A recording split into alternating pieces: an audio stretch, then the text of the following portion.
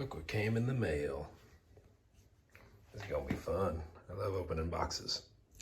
Look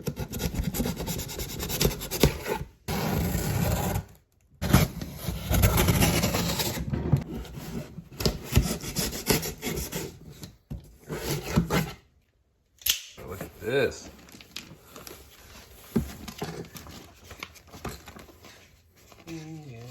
Okay, cool stuff. This is the road warrior. It's a lot lighter than I thought it would be. Cool stuff. Reasons. They're putting the mounts on pretty easy, standard. These come pre-installed on the in the package. The bolts, I mean, they're the nuts. You just take them out, and yeah, there's a rubber grommet underneath. You feed it through, and then you put both pieces together, and just fairly easy. It's 7/16 or 11 millimeter. It says it in the instructions. All good. But that seems that you do need the headlight extension, to which it didn't say that on the page. So I already had the mounts when I got my bike here, so they were already on, but I took them off and I had to put them on rearrange, blah blah, to make sure that everything was lining up correctly.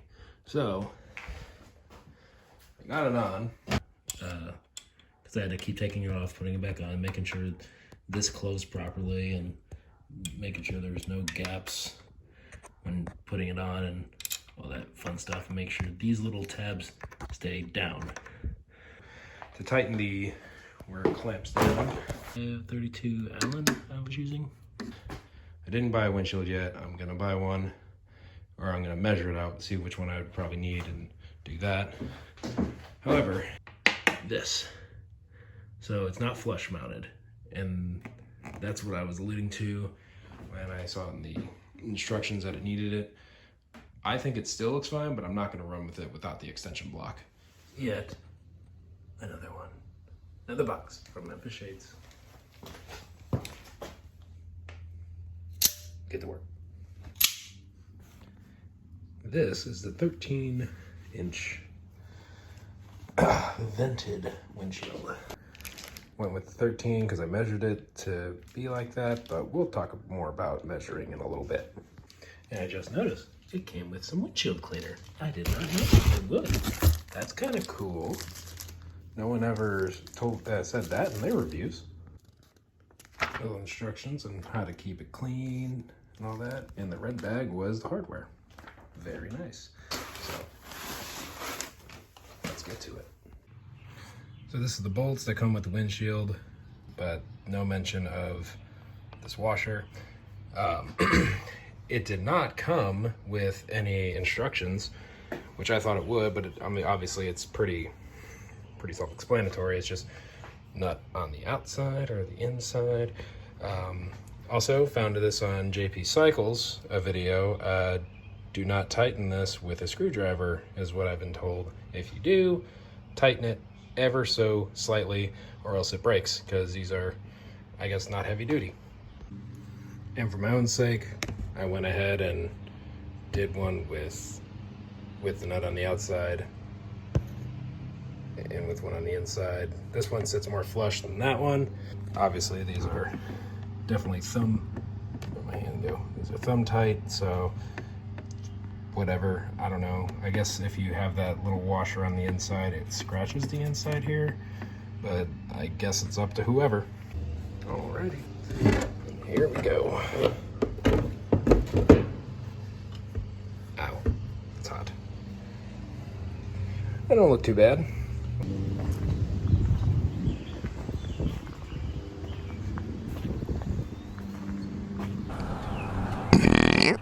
The first test is the helmet test because of the buffeting and all that stuff people talk about.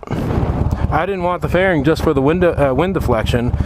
I wanted it because sometimes when going, high speeds, the sound bar, you sometimes can't hear it, especially on a windy day. The reason why I got the vented one, because with my limited, they have the vents up top where you can open and close the vent up top. Anytime I closed the vent up top when I was wearing my helmet, it was pulling me back.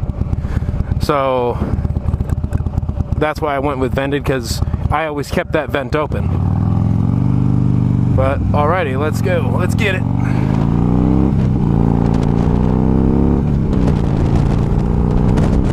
No, definitely going 60 is not too bad. I'm definitely getting it around here, on a little bit on the sides, especially with the GoPro mounted to the side like how I have it. It's a bit, you know, janky in how I have it, because I wish I had a better mounting system so I can do better videos and all that stuff. But, you know, GoPro Hero 3 Plus, that's all I got. I bought it, I don't know how many years ago. Just hit 80. Going 80 miles an hour, it doesn't feel too bad. I'm still getting the same thing I was feeling at 60, just a little bit more, just a tiny bit more pressure. A little bit louder, but not too bad. I can hear the music actually pretty much better than I used to when I did wear the helmet. That was the only reason why I was not wearing the helmet, because I couldn't exactly hear it over 80 on a slightly windy day. And today is kind of windy, and I can kind of hear it. Like, not at the volume that I'd want it to be, like wearing my Senna, but yeah, it's actually not too bad. I like it for what it is.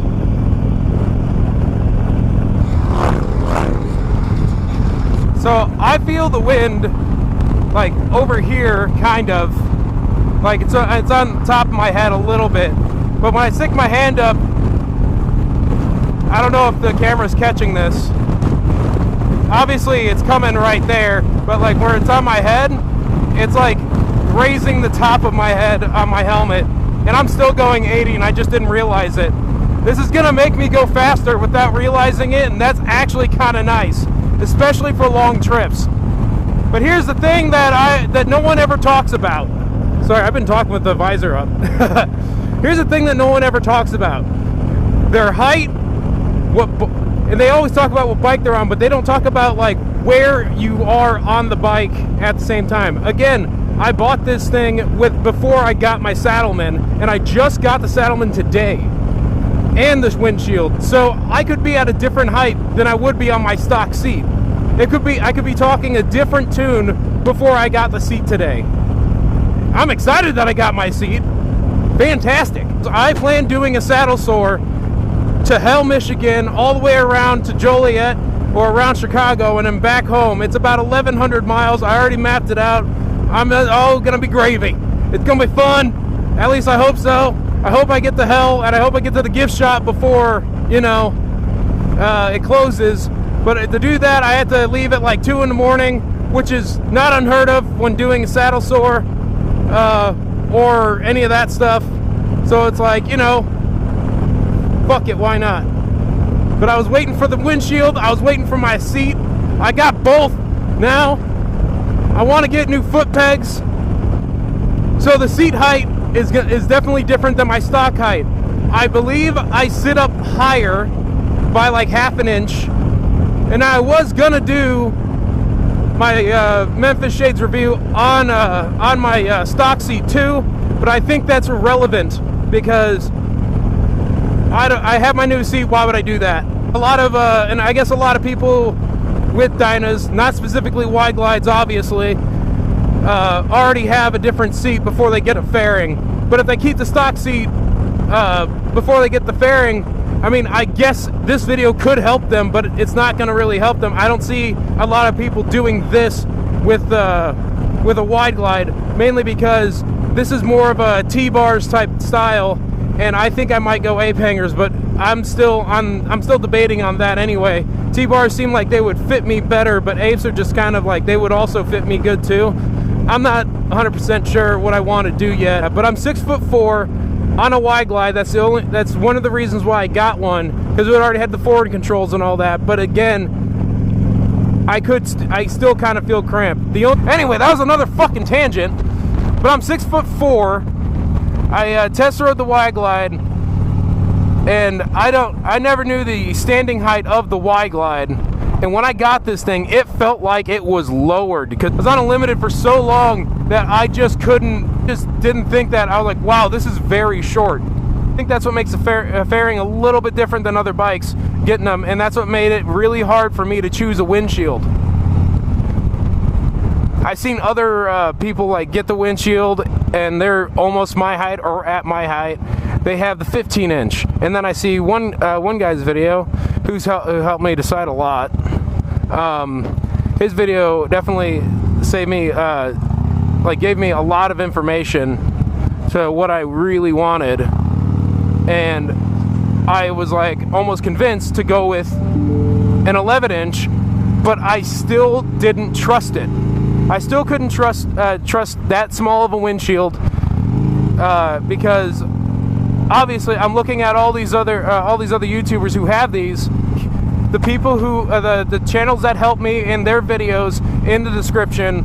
Once I find them all, get all this edited and shit. I'm really liking this right now. I'm really liking the windshield. I'm actually liking how with the new seat, how my butt is feeling cupped. The only thing I'm not liking is how my leg feels like it's cramping, but it's just not used to this yet. We're gonna go, dude, turn around here.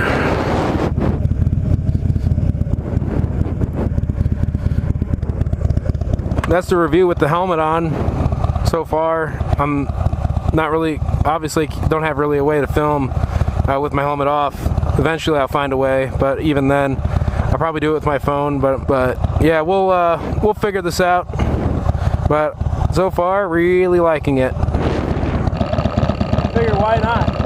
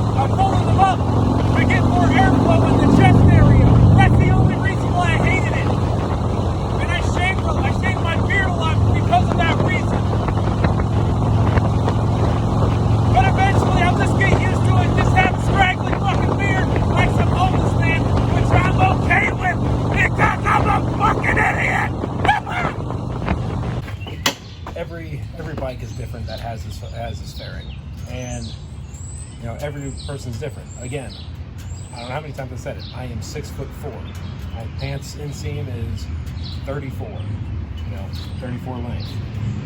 So, but wide glide's obviously different than lowrider S's. So we're gonna do this way. See, that's about, I'm gonna call it 27.5 inches. All right. So I'm sitting right here, and obviously my fat ass from up here to basically my thigh, right about 31 inches. All right, so that's up to here, and we're talking from the ground, from the 31 up to where you measure. It's 57 inches tall. Basically, I'm almost 5 feet sitting down on this bike. And so I measured from the fairing. It says to allow 3 inches before the start of the windshield, which obviously does give you the 3 inches. But the windshield I measured, or that I thought I was going to have, is a 15. But that would have made it up here. It would have been nice, but I think it would have blocked my vision more. So I'm glad I went with the 13. Is this really 13? Just so, yeah, exactly 13. So where this is at, I think is completely nice for me. I've heard people say 15 is good for them. 15 without vented or with vented, I don't know. I wish I had other windshields I could test with this fucking product.